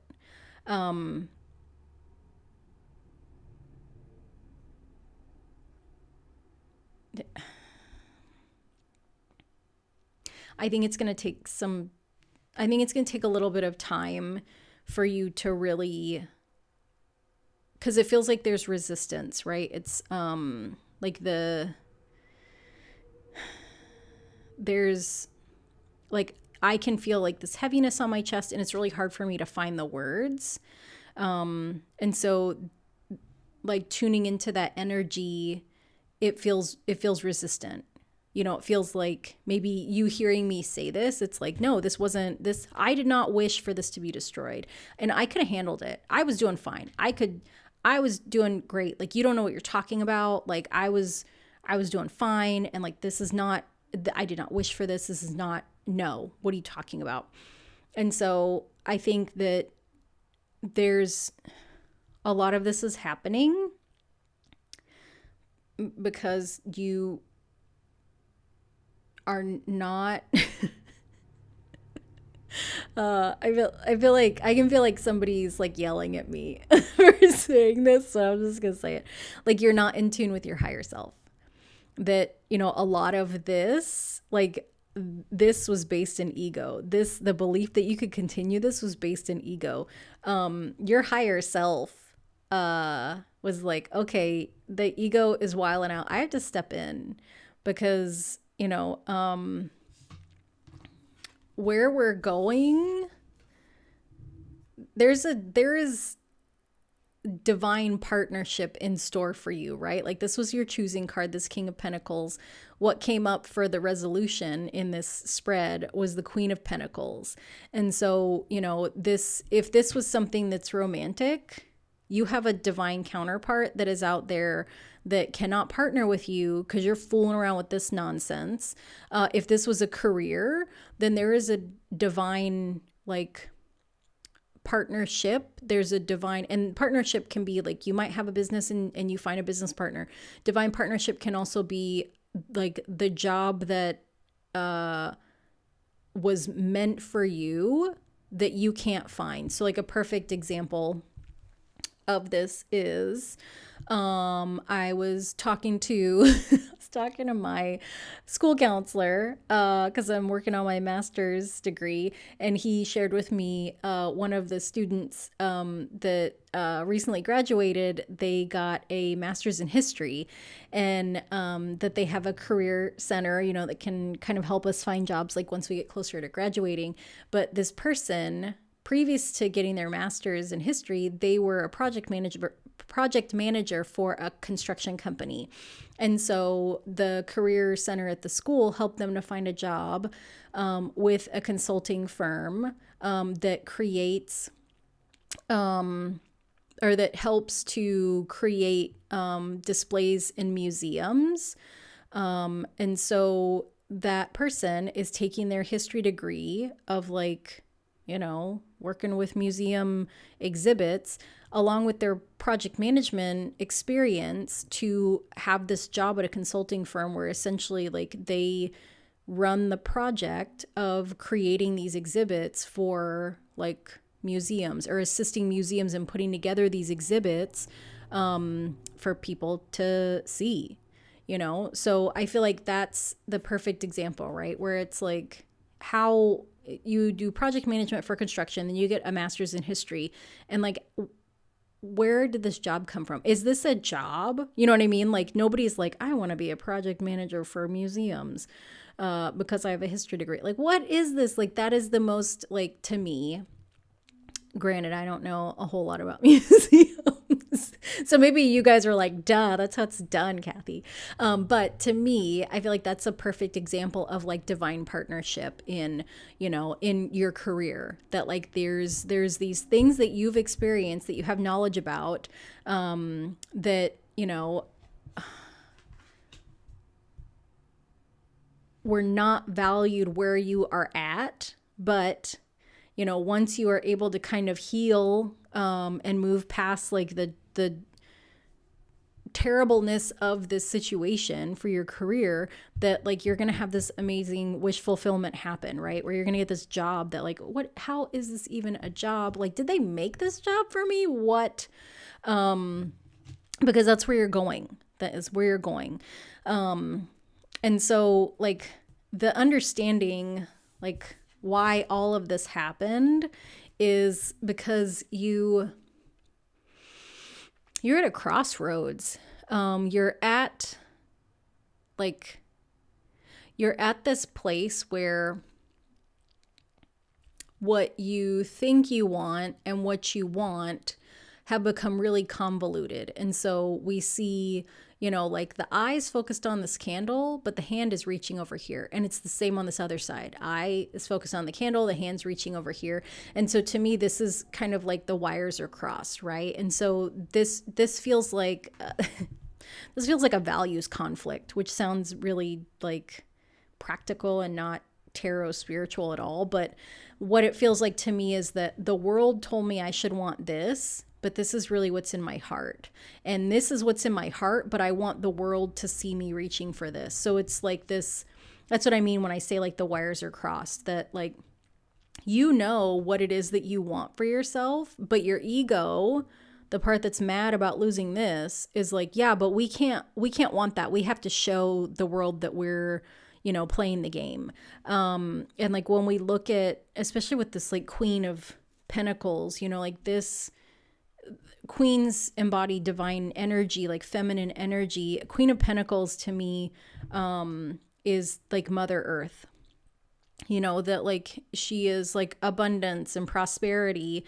But also like when we look at this feminine figure here, like this, it's kind of a strange depiction in a way, because it's like, is this the face or is this the body? And if this is the body, where's the eyes? Where's the face, right? So this is like unconventional, non-traditional depiction of like a queen, of divine feminine. And this, this new moon is about the unconventional. Aquarius is like innovation, freedom, doing things in an authentic way that aligns with you, not what you think you're supposed to be doing. And so it almost feels like as you take some time, because he's looking, right? This King of Pentacles, he's looking across all of this. I feel like as you take the time to reflect back on this, eventually I feel like this new moon, or this moonology oracle card will give us a time frame. But as you, like, once you get so far into this experience, you're going to reflect back on like, wow, I think in my heart of hearts, I knew what I wanted all along. And I was really in denial that this was not going to get me to what I wanted. And that who I was trying to change and hide and shift because I was so worried about the judgment of the world around me. And I didn't realize that everybody's playing this game. Everybody's saying that they want, everybody's saying they want this, but they're really reaching for this. And the other people are saying they want this, but they're really reaching for that. Like that we all lie to each other and we all lie to ourselves. And that the act of being authentic and living an authentic life and going after what makes your heart authentically happy is such a radical act when the whole world lives in this little kind of circle jerk of, I'm going to chase the things that I think people will approve of me chasing, but in my heart, I really want to go a different direction. Yeah. And so if you're right here and you're mad at me right now for this, that's totally fine. I get that. I've been here before too. Like I've been here before where like I put so much time and energy and effort into something and like, nope, that was not a wish come true. You don't know what you're talking about. You don't know me. You don't know. And then getting to here and being like, oh God, I was in denial. I was lying to myself for 7 years. Anyway, this is not about me. This is about you. So let's look at your Moonology Oracle card. So this is, be bold and make the first move. That's fun. Okay. So, I feel like this cardinal moon. So let's see. What is the next cardinal sign? We just had Wait, do we have Aries? No. The next cardinal sign is Aries. When are we? We're in Aquarius season. I'm sorry. What is time? Okay, so the next cardinal moon is going to be Aries after Aquarius. So if you want to Google when the moon is in Aries next, that might give you an idea of when a good time is to start. And I feel like this is really connected to your healing, that around the time of that next Aries moon, because also it will be Chiron, the wounded healer, is in Aries. And so when that Aries moon and Chiron are conjunct, I feel like that's going to be a really good time to start your healing. And that, like, healing looks different for everyone, right? That you can, you might just be able to acknowledge, like, this sucks and I don't know what to do about it. And dear dragons and angels, like, please help me. Or maybe maybe you do a meditation on how to, whatever this is connected to for you, right? Like it might be like doing a guided meditation on how to call in abundance, how to call in work, how to call in love, how to call in community. It could be journaling, right? It could be rewatching this video. It could be a number of things, but I feel like that the next cardinal moon is going to be in Aries. So if you want to Google when the moon is in Aries, that might be a good date for you to kind of focus on for the healing. The next card is the healing mantra, and the message is expanding inner power. Yes. And so the mantra message is, I am most powerful when my creativity is given a voice. Yep. Queen of Pentacles, she is a creator. Got this fire here. Fire, the creation energy. Yeah. So you are most powerful when your creativity is given a voice. Maybe poetry, maybe journaling. Next is the Soul's Journey lesson cards. Aww. The message is love. I commit to the practice of seeing the good in all things. So I'm going to put this with this 9 of Cups because cups symbolize love. So let this be a reminder to you that even all things are happening for your highest good from a place of love.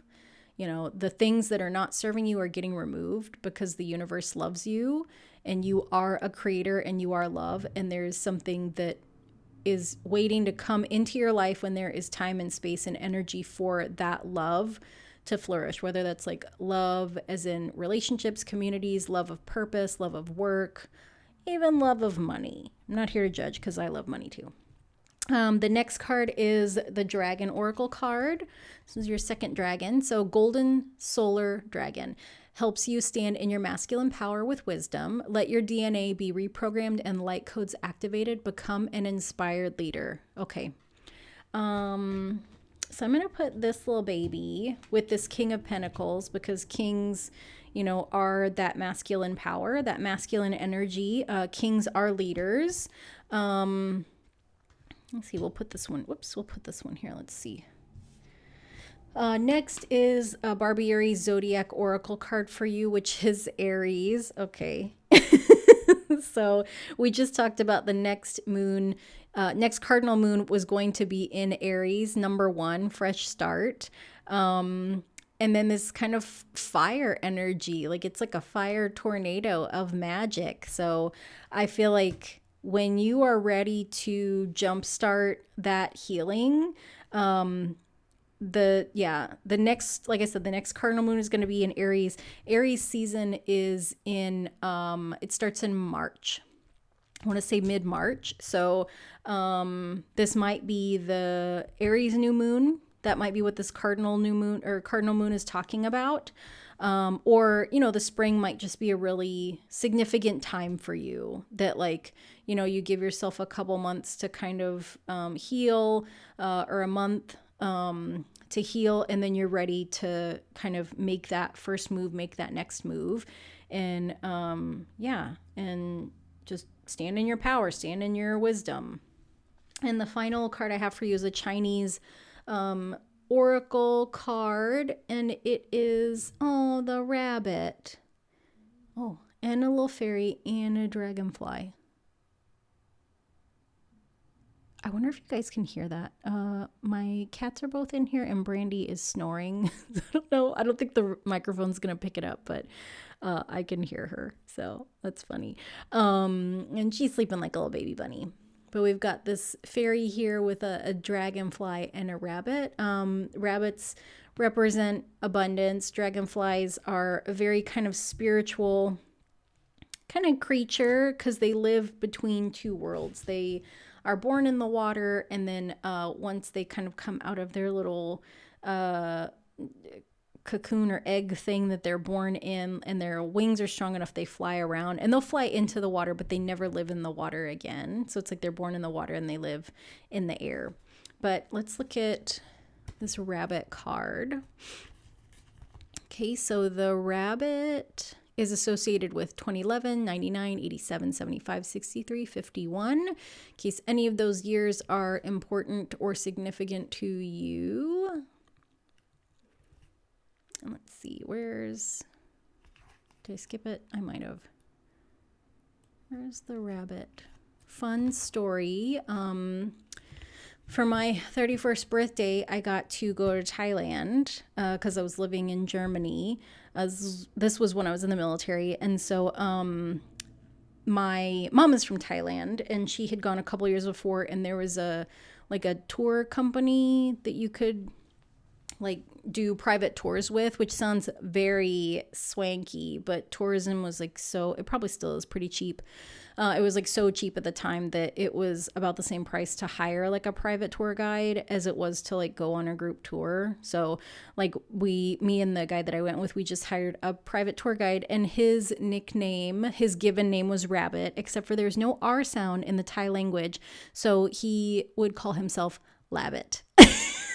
So that's my favorite thing about going to visit Thailand. Because you could pick your own nickname, but then you pick something you can't even pronounce, which is very funny. That's my second favorite thing. My first favorite thing was that, so my birthday is July 1st, and in Thailand that is election day. And on election day, there's no alcohol. It's illegal for alcohol to be served. So a lot of places just close on election day so people can go vote. But also if you serve alcohol, you're not going to make any money. So what's the point? And so Rabbit took me and this guy to the night market, which is kind of it reminds me of an open air flea market. You can Google it, you can see it. It was in Bangkok. And so his friend had a little bar essentially. and it was like a little it's like this little stall with like tarp on the walls, and there was like a couple of people there, like they were friends of the owner, and so Rabbit was friends with the owner too, and so he told them it was my birthday, so he's gonna, you know, bring us. And the bar owner wore a wig and sang me happy birthday. He said that he was Beyonce, and they made me a cake, but it was just out of fruit. Like they just cut all these pieces of fruit into like a cake, and it was like, it was so nice. Like, I don't know these people, I didn't have to pay for anything. It was just like so nice. I was like, oh my gosh, these are my people. So Thailand is also, it's often called like the land of smiles, and I think it's just because people are just so, they're like just sweet Southeast Asian baby angels. And it was just like super fun, and he did serve us alcohol in red Solo cups, and you know, no, obviously nobody got arrested, I'm here. But it was just, it was probably the, like one of the best birthdays I've ever had. So Rabbit, the tour guide in Thailand, like I hope he's doing so good. But okay, anyway, onto your card. This this Rabbit card, let me hold this up so you guys can see it.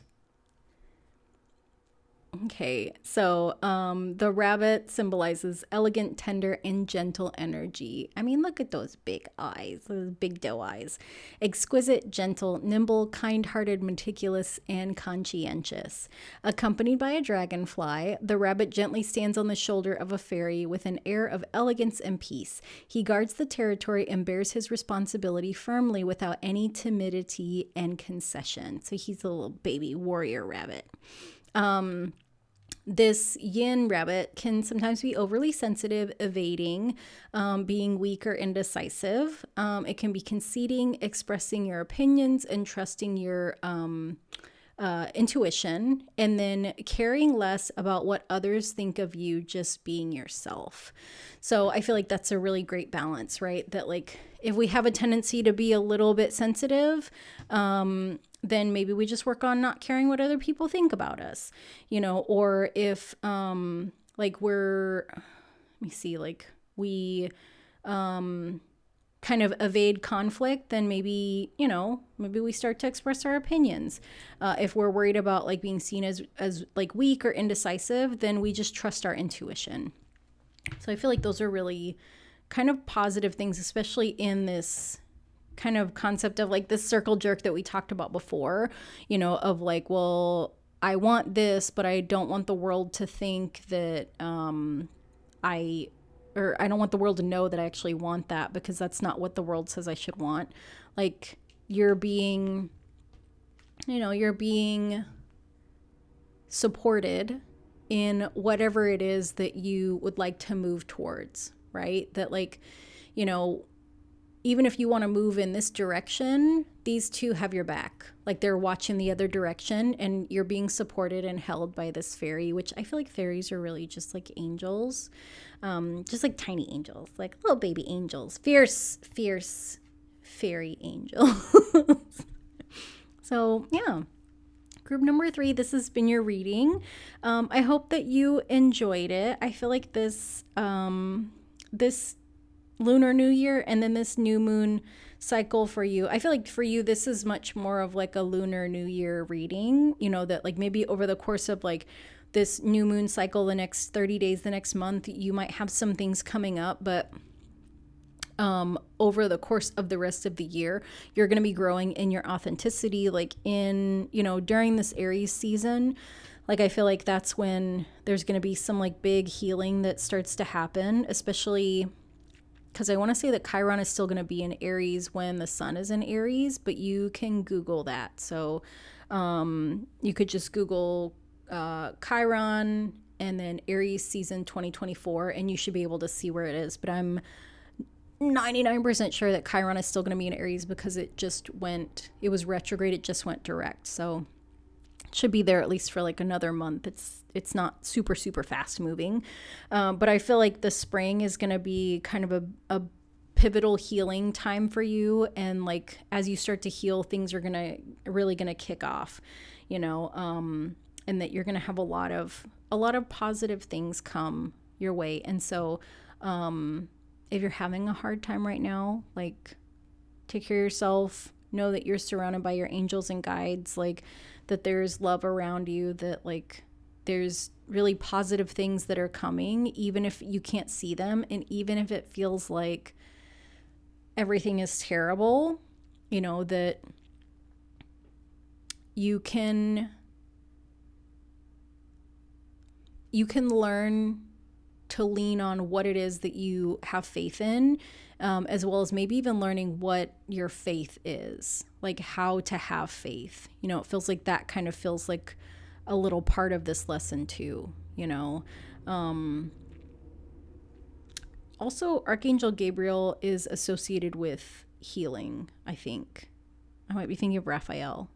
Either way, you have angels around you that, you know, are here to support you. So group number 3, I just want to say thank you so much for watching. If you enjoyed this reading, I would love it if you would like and subscribe.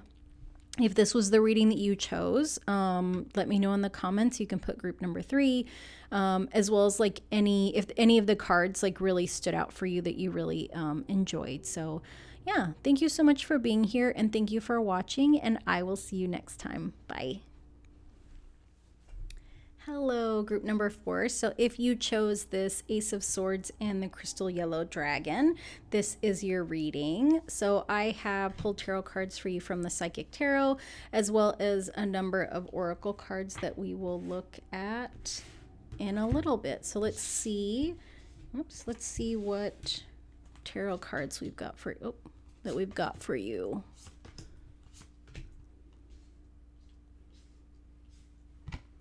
Okay, can I fit everybody here? Yes, perfect. Okay. Interesting.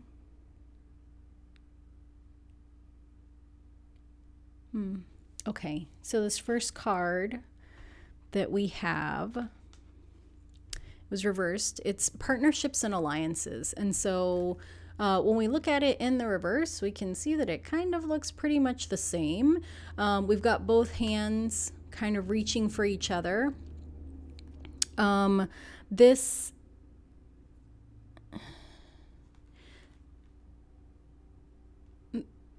This card feels to me like there's some kind of like imbalance, right? So there's some kind of imbalance in a relationship, in a partnership, in a connection. I don't know what's going on with these cards. Like there's something stuck to this.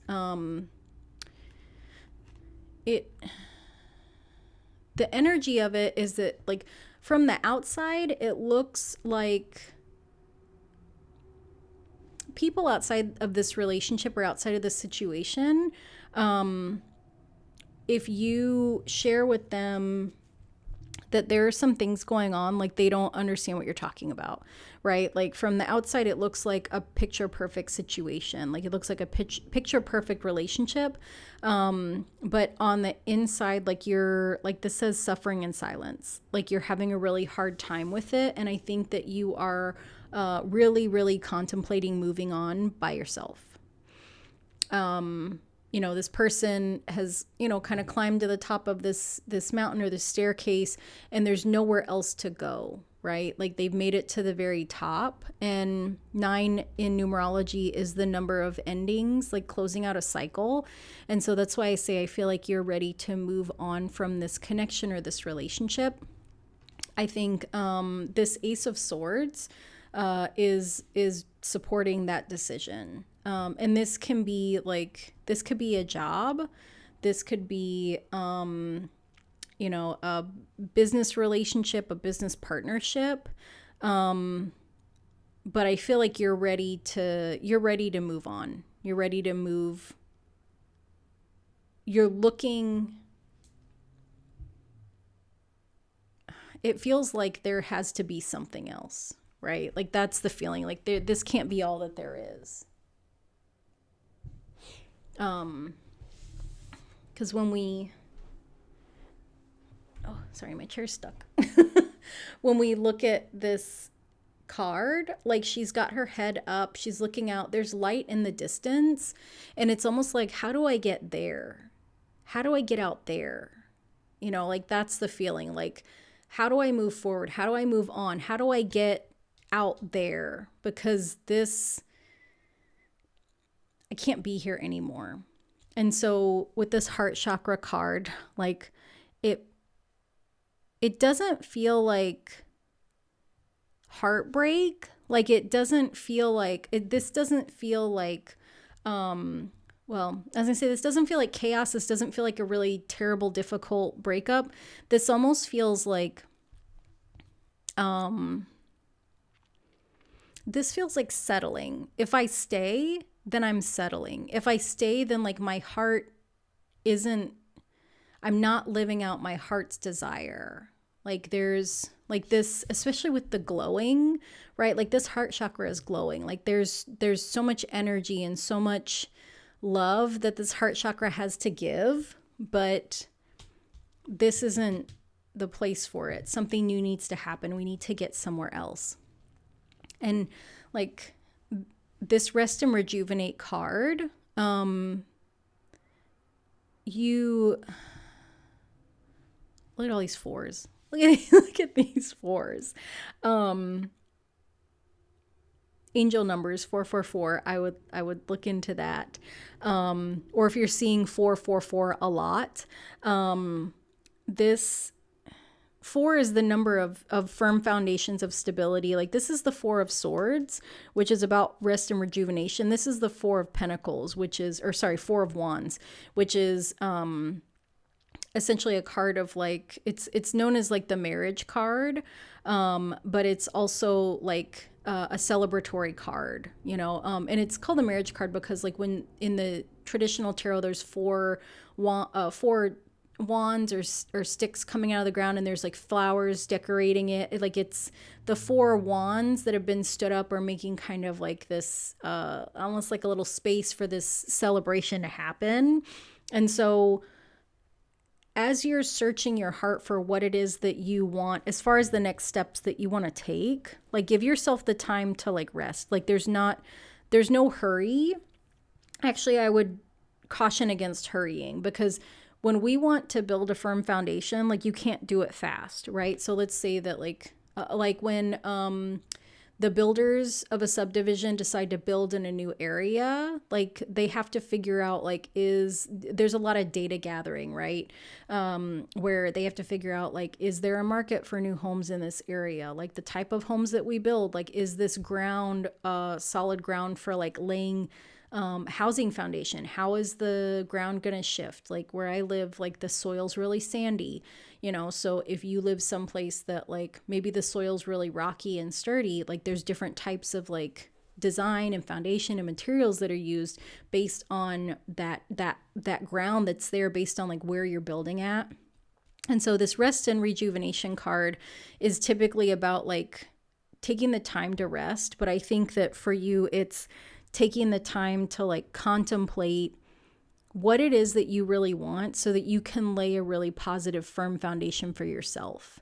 Because like you need that time, all this green around you, you need that time to tap into your heart chakra to figure out what is it that I really truly want, and like how do I lay the foundation for that. And this takes time, you know, this takes time. I feel like this is just like a super very direct reading. The other readings, I kind of like, some of them there's a little bit of struggling around the energy, but I think that like because you're clear, like you know exactly what you want as far as this situation, like you know that you're ready for a successful new start, and you know that this is not where you want to be anymore, and that you're ready to move on, and that your heart's really calling you. Interesting. And so like this card talks about like open or expand your crown chakra for illumination, walk the higher spiritual path. You know, we have this person, this four of swords. He almost looks like a monk, right? Looks like he's meditating or praying. He's got his crown chakra open. He's waiting to hear from God's source spirit. He's got hands open. He's just waiting, you know. So this meditation might be a really positive thing for you to start doing or to return to if it's a practice that you've done before. So that, and we've got hands open here too, right? So it's very, what is the word? equal, aligned, matching. I don't know. I'm having a hard time thinking of words now. And so maybe like that's the thing, right? That it's not about words and talking right now. It's about feeling and hearing and intuitive guidance. Yeah. Okay. So let's look at your oracle cards. So the first one I have for you is from the Moonology Oracle deck. And it is new moon in Gemini. So communication is key. The new moon in Gemini will happen in, I want to say, May, maybe June, maybe early June, because Gemini season is May to June. So if you want to Google that, Gemini, new moon in Gemini 2024, that'll give you the date, the time frame. You might decide to take action around that time. Or this just might be kind of a significant, Gemini season might be like a really significant time for you. When like if you decide to move on before that, like you might, it feels like this Gemini new moon is the fresh start for you. So I'm not saying that you shouldn't move on before this happens, but like if you do move on, but if you do take action before this happens, like it might not feel like you get a whole lot of traction until this new moon in Gemini time frame. The healing mantra message is processing grief. And then the mantra is, my losses prove how deeply I loved. Okay. And I think there's like a lot of quotes about grief. Like, I don't know who said it, but one of the quotes about grief is that grief is just proof, like the feelings of grief are the proof that we loved, or the proof that love was there. Next is the Soul's Journey lesson cards. And the message is freedom. I possess the power and the free will to create my own happiness. And I feel like that's really, you know, this forward, like this movement, this decision to move on is very much about your freedom and happiness. Next is another Dragon Oracle card. So Silver Lunar Dragon bathes you in divine feminine light. Come into balance and practice peace, harmony, and cooperation. Expand your causal chakra. I don't know what the causal chakra is, so you might want to Google that. Kind of makes me think of like the sacral, like causing action, like taking action. Very interesting. Okay, let's see your Barbieri Zodiac Oracle card, which is water.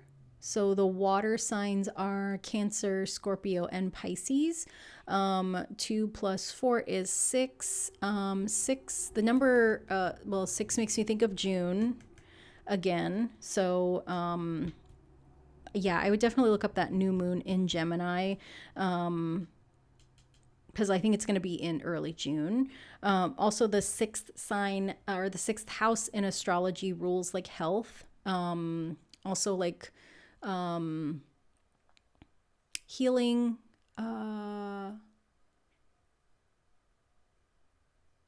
yeah, I feel like daily habits, like the things that we do on a regular basis.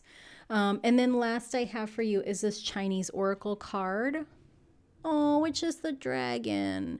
So this is the Yang dragon. So I'm going to look up some of the information. Let's see. So the dragon, where are you? So 2024, 2012, 2000, 88, 76, 64, and 52. So let's see. All right. So the message of the dragon is the whole world is a stage for dreams. Oh, just like this, she's got this little book and she's reading this book and the dragon's behind her. The keywords are free, authoritative, courageous, dreamer, care about the world. The dragon travels freely between heaven and earth, decorating the world with richly beautiful colors. He also knows his own responsibility. Even if it is just a little girl's dream, he will also protect it attentively. So sweet. The positive meanings, because this is the Yang dragon, the positive meanings are authoritative, free, mission, broad-minded, push forward, focus, hold on to your dream. The greater your dream is, the wider the world becomes. So I feel like this, you know, and even the colors, this yang dragon is really it's the encouragement that like whatever you want to begin, you're going to be successful. Like whatever your dream of freedom is, or moving on, or whatever your heart's desire is, like this this dragon is very much, you know, very much there for you, very much supporting you. I love that all of these kind of came together at like the heart of this reading. So I think that, you know, as you decide to move forward with whatever your heart is calling you to do, you are supported. You've got these dragons around you, supporting you, helping you expand your causal chakra, you know, helping you to walk in the light of the like higher spiritual path, leading you towards, you know, this firm foundation you want to set, you know, around this like new moon in Gemini, 6 month time frame, June time frame, or maybe even like 6 weeks, 6 months from now. But yeah, group number 4, this was your reading. So I hope that you enjoyed it. I know it was really like direct and brief and to the point, which probably matches your energy. I think you know what you want, and you know what you don't want, right? So just kind of figuring out the plan and the way ahead. You have support to do that. So I hope that you have a beautiful new moon, a beautiful Lunar New Year. And, you know, you got your dragon here, which is the year of the dragon, is like one of the most prosperous in the Chinese zodiac. It's such a prosperous, positive kind of omen to be born in the year of the dragon, that lots and lots of Asians try to have their babies in the year of the dragon in hopes that, you know, like that prosperity and that good fortune, you know, really grace the children that are born in that year. So this is a really positive, amazing year for you. And I just want to say thank you so much for watching. If you enjoyed this video, I would love it if you would like and subscribe, or if you want to leave a comment to let me know that you watched group number 4. I'd also love to hear if there is a card that you really resonated with, that you enjoyed, especially this little dragon card. Like, look at this, so adorable. But yeah, thank you so much for watching. Thank you for being here, and I will see you next time. Bye.